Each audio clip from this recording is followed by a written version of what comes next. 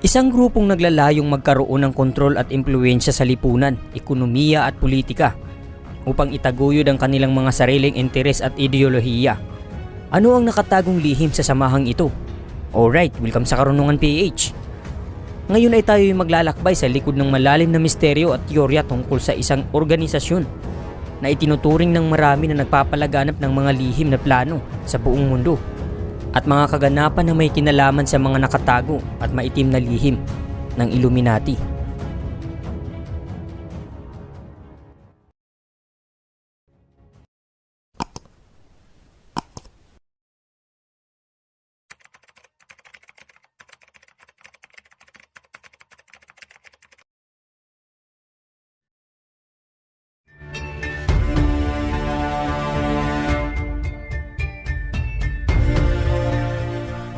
Ang salitang Illuminati ay mula sa salitang Latin na Illuminatus na nangangahulugang enlightenment o enlightened ones o naliwanagan sa Tagalog. Ito ay itinuturing na isang sekretong samahan o grupo ng mga tao na pinaniniwala ang may malalim na impluwensya sa mga pangunahing pangyayari sa mundo, partikular na sa mga aspeto ng politika, ekonomiya at sekularismo sa lipunan. Nais ng samahan na ito na ipalaganap ang kalayaan, magkaroon ng pantay-pantay na karapatan, magkaroon ng iisang mundo, iisang gobyerno at iisang paniniwala. Ito ay itinatag noong 17 hanggang 18 siglo. Hinahangad ng grupo na ito na magkaroon ng kalayaan tungkol sa iba't ibang mga bagay at tumaliwas sa katuruan ng simbahan. Ang orihinal na Illuminati ay tinawag na Bavarian Illuminati. Ang Bavarian ay isang rehiyon sa Germany kung saan dito mismo itinatag ang samahan na ito ng isang taong nagngangalang Johann Adam Weishaupt.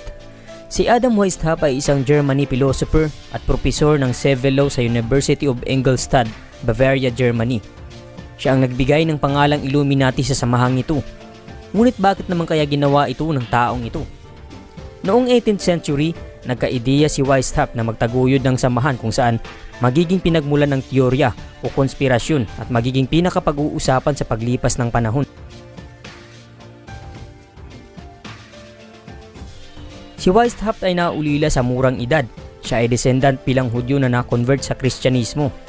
Dala ng pagiging ulila, pinag-aral siya ng kanyang tiyuhin sa Jesuit School o isang eskwelahang membro ng isang apostolikong pamayan ng Romano Katoliko. Matagumpay siyang nakapagtapos ng pag-aaral at naging propesor, nakapag-asawa at nagkaroon ng sariling pamilya. Naging kahiligan ni Weishaupt ang pagbabasa ng mga libro tungkol sa French Enlightenment philosopher. At habang tumatagal ay nagkaroon siya ng hindi maingat na pag-iisip. Ang Bavaria sa mga panahong ito ay malalim na konserbatibo at katoliko. Nasasaksihan ni Weishaupt kung papaano kontrolin ng simbahan ng mga tao. Ngunit hindi lamang pala si Weishaupt ang naniniwala na ang monarkiya at ang simbahan ay pinipigilan ng kalayaan ng pag-iisip. Nakumbinsi si Weishaupt na ang relihiyon ay hindi sapat na sistema ng paniniwala upang pamahalaan ang modernong lipunan. Kaya nagpasya siyang humanap ng sarili niyang enlightenment at magkaroon ng sariling kasanayan na maaaring magamit sa pagbabago kung paano tumakbo ang mga estado sa Europa. Kaya noong May 1, 1776, sa kagubatan na malapit sa Ingolstadt, dala ang sulo, nagpulong ang 5 unang membro ng Illuminati. Itinatag ng mga ito ang mga batas tungo sa pagbabago. Sa nakalipas na panahon, patuloy na dumami ang membro ng samahan.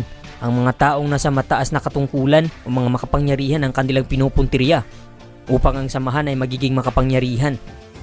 Hanggang sa nagkaroon ng malawakang pag-aalsa laban sa makalumang sistema ng pamahalaan at relihiyon sa Europa. Ang Bavarian Illuminati ay naging anti-monarchist, anti-clerical at anti-papal principles.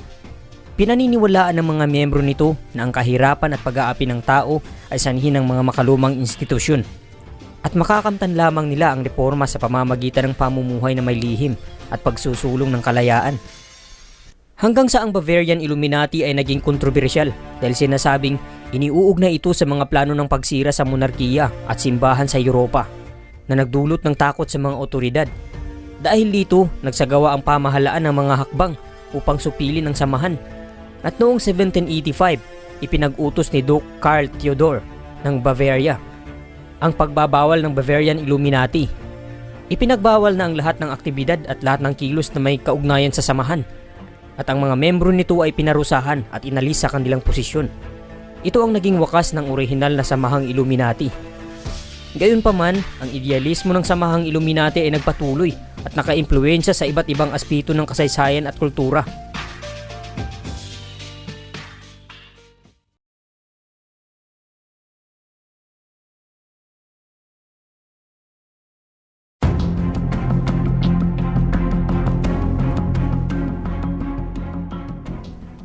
Nagtapos na ang orihinal na samahang Illuminati.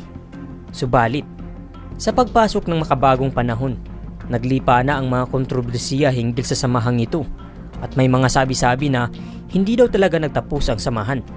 Nananatili lamang itong lihim sa publiko bilang pag-iingat sa kanilang grupo.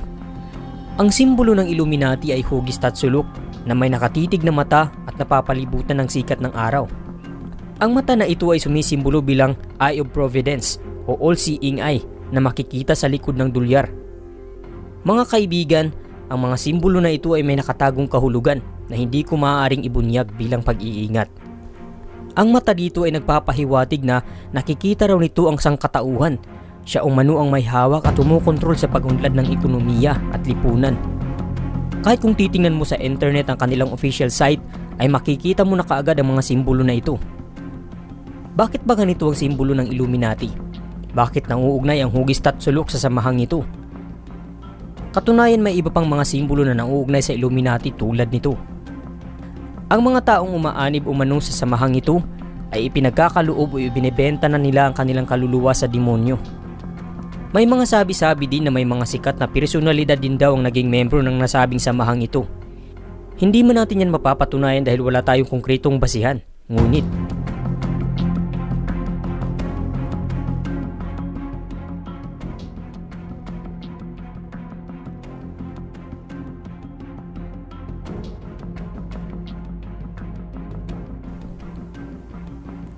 ano kaya ang nakatagong lihim sa nasabing samahang ito?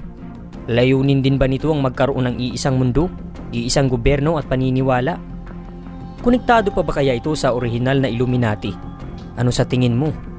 Ikaw ang humusga.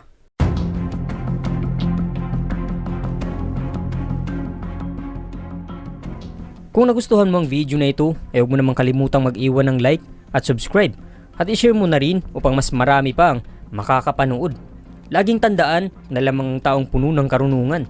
Hanggang sa muli at maraming salamat sa pagsubaybay.